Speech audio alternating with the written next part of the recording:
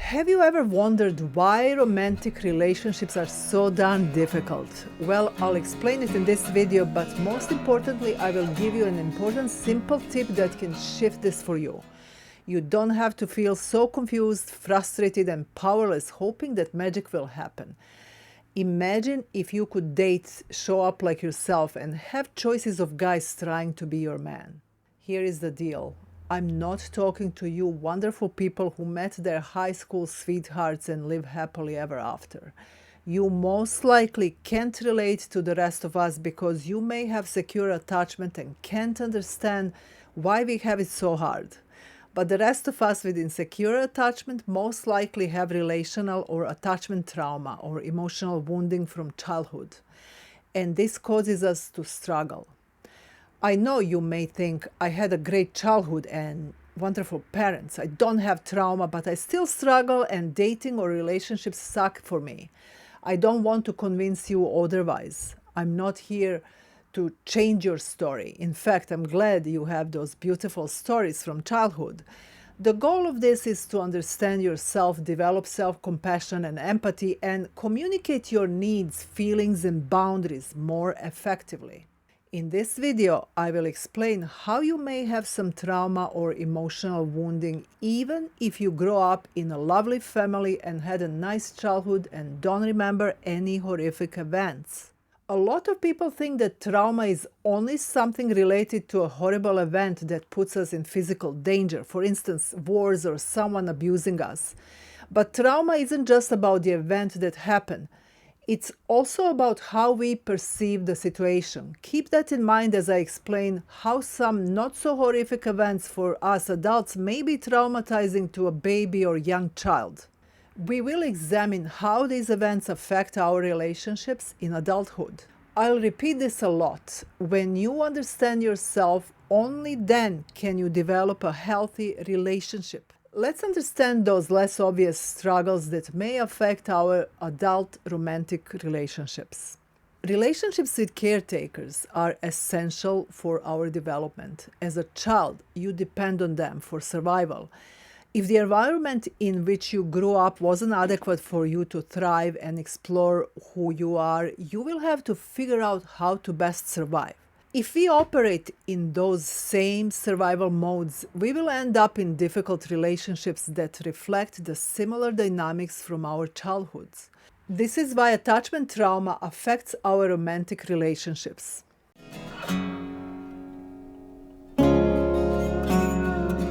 Let's see how we develop a sense of helplessness or powerlessness in adult relationships.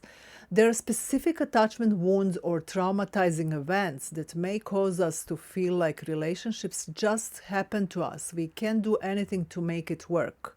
These attachment wounds may be traumatizing to an infant because she's completely dependent on the caretaker. Thus, any event that happens or doesn't happen when it's supposed to happen can have dramatic effects on the little one's development. That's all because you as a child don't have developed the prefrontal cortex to make sense of what's happening. For instance, when your mom is taking a shower and you are crying hungry for a long time, your body goes into dorsal vagal shutdown and people think, oh, she cried herself to sleep. She learned how to self-soothe.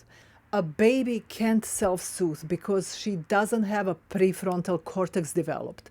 She needs the caretaker to reassure her when she is dysregulated. What happens when you cry yourself to sleep? You basically develop something called learned helplessness and you fade to sleep. What a great way to cope when nothing else is there. How does this survival strategy work in romantic relationships? What I usually see is that many women feel that relationships are happening to them. We don't feel that we can influence them. So when someone doesn't call us for a little while, we start overthinking and wondering why he hasn't called while helplessly looking at our phone. You have choices. You're not a little helpless baby waiting in a crib for him to call you. You can call him yourself or move on. Remember, there are so many men that will put in an effort in the ways you feel nurtured. Take-home message here is that you don't need to be helpless and relationships do require skills. And the good news is you can acquire these skills.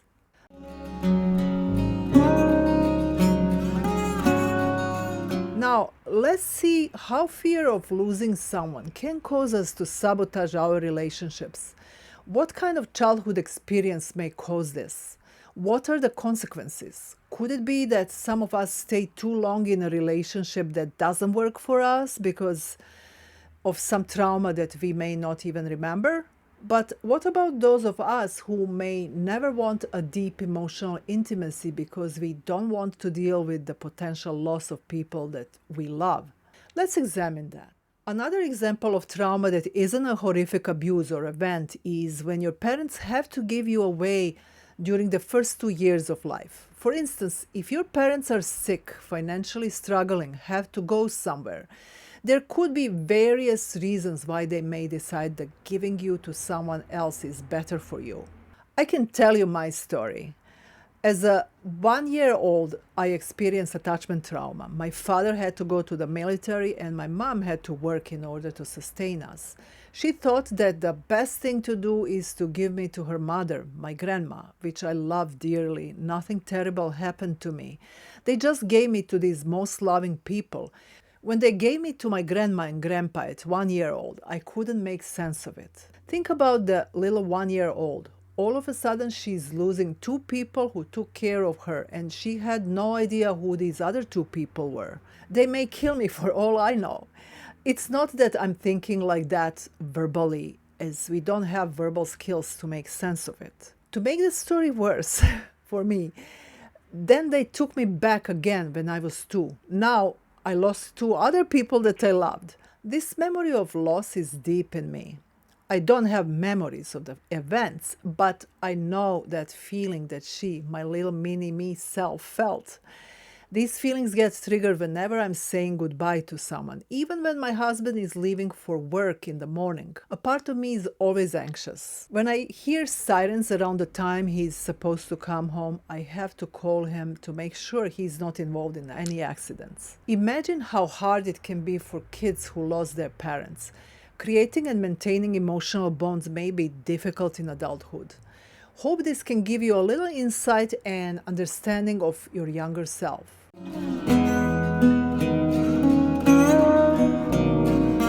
What about those of us who are over-functioning in romantic relationships? You know, when you try to make the relationship work instead of relaxing and enjoying natural development. If you ever find yourself overthinking, pondering why they're not calling you, why they're doing this or not doing that, you may be one of us over-functioning love seekers. Perhaps you are trying to figure out what to say, how to say it, how to behave, and so on, just so you can potentially control the outcome in hope that he will fall in love with you. The underlying belief is that you are just not good enough as you are. You have to work hard for everything and prove yourself worthy of love. There are various versions of this kind of thinking. Where does this come from? It may be that you came from a family where there was no space for your needs. Let's see what kind of situation can lead to this. Your parents may be the most loving parents, but there are just some things that happen in life that may cause them to not be completely emotionally attuned to you and your needs. If your parents are struggling financially, for instance, their anxiety, depending on how they handle it, can cause them to struggle with childcare as well. You, as a baby, are highly sensitive. Babies are empaths, highly sensitive people. They can feel your emotions just like dogs can, just like horses can. They can't make sense of it, though. The baby doesn't know, oh, my mom is just stressed out, but everything will be okay. They're capable adults. I can just play and enjoy. Have you ever seen babies observing you and waiting for you to give them feedback, to interact with them? They're drinking you with their eyes and wondering what's up. Why is mom or dad overwhelmed? Are they going to survive? Will they be capable of taking care of me? Or my dad is not looking at me, he's reading his phone instead. Perhaps I'm not worthy of love. Of course, if the baby could talk, these would be some things she would wonder. Later, after a few years, a little girl may think, oh, daddy's super tired and not in a good mood. I shouldn't bother him. I need to make sure I get all good grades so he will love me and not feel disappointed with me. Of course, these are not conscious thoughts. So we wind up over-functioning in relationships, constantly personalizing our partner's mood fluctuations. If he's tired or frustrated, we somehow may feel something is wrong with us. Instead of making sense of it, a little girl may feel unseen, and later she internalizes that she needs to work hard and never express her needs if she wants to maintain the relationship with someone. And all that just because parents were stressed out or overwhelmed.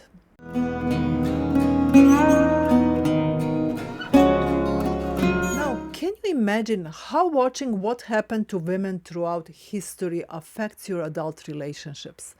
Perhaps you've never thought that something so universal may affect you so profoundly. Interested to know how? Keep watching. Just think about how dangerous it is for us to give our hearts to somebody who doesn't cherish us, who instead uses us. We've seen that through history, women were treated as commodity. Our virtue was considered to be our looks. How do you think this affects our self-esteem? We may internalize that we can be happy in relationships only if we are beautiful, based on some forced criteria. We also learned that our needs, wants, and boundaries didn't matter. We feel it deep down in every cell passed down from generations of women in our family. How are we supposed to know that our boundaries, wants, and needs mattered? Generations of mothers and grandmothers teach us how to be more presentable, likable, agreeable. These tips may give us some good social skills, but they don't give us the ability to connect on a deep emotional level, which is exactly what we crave. I want you to know people don't love you because you're prettier, nicer, or smarter. They love you because of you and your heart. Quality men love to make women happy, and if you continue operating on this survival principle of trying to make yourself more adequate, you will never allow deep emotional connection. You don't need to have the type of body or face that is pushed by latest fashion or media trends.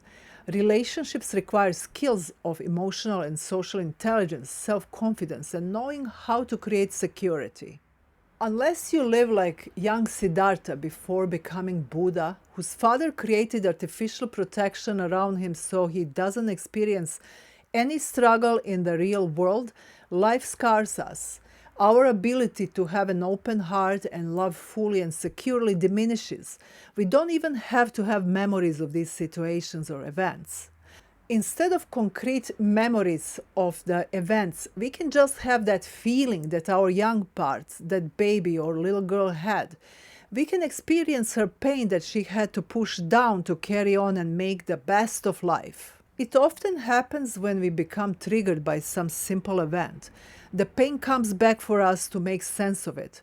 We finally have that opportunity. Through understanding that pain, we can create connection with ourselves and then with some lucky soul who also wants deep, intimate, soulful love. This is what I help my clients with, to gain that empathy for your younger parts. We don't need to create a truthful story of what happened to us. We can patch pieces and make sense and meaning of them because we have prefrontal cortex available now. This is the smart part of the brain that makes sense of things. We can integrate those floating, painful, unprocessed feelings. It's essential that you understand your own feelings. That understanding of yourself will actually help you build solid, secure relationships. From that place, when you understand yourself, you're going to be able to utilize this communication that I call love-building communication. Only when you communicate from this deep self-understanding can you evoke empathy and desire for bonding in your partner. If you communicate from unprocessed feelings, you will be creating flight or fight responses for both of you. We know what happens: fights, arguments, and feeling unheard. Your partner may feel helpless and powerless to deal with it. Imagine if you could communicate in the ways that will inspire him to be there for you, to understand you, to nurture you. You have the possibility of developing what I call dual empathy in your relationship, which is empathy for yourself and for your partner's deep emotional wounds and insecurities, and you will understand how he sees you, what his needs are too.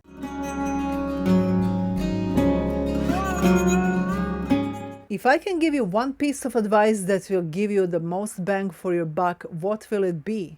In other words, what's one thing you can do to stop allowing old trauma and narratives that don't serve you to prevent you from creating the most amazing connection with the man of your dreams? Instead of labeling yourself with pathologizing terms, I want you to be more specific and positive about these survival skills. These are all valuable things in your life. These defenses, these strategies that you created helped you navigate the environment where your needs and boundaries were adequately tended to. So no more pigeoning yourself into a diagnosis. I would say you have a variety of practical emotional survival skills.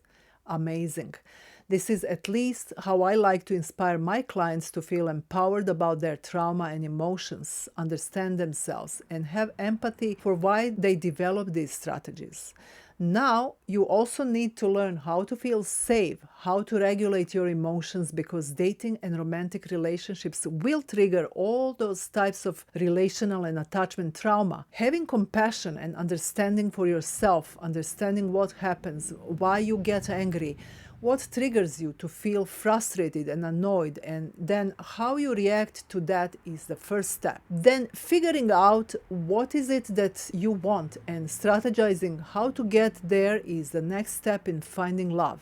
We develop a unique plan for our clients, a highly customized courting strategy that will prevent you from giving your heart too quickly to unqualified men, those who are not ready for the kind of relationship you crave. All this anger and all those negative emotions came because your boundaries are somehow being violated or your needs are not met. That's why I think it's essential that you start working on this trauma. In my Secure Love Creator program, I designed a program to be so specific to address these specific attachment traumas that will help you create security, emotional connection, empathy, compassion, playfulness. First towards yourself, then to your partner, and then to the rest of the world. If you want to know more about 3 strategies that it takes to transition from an anxious or functioning love seeker tired of meeting losers to a secure love creator, the Queen of Hearts, a woman who knows her value and how to create powerful attraction with quality men, watch this video.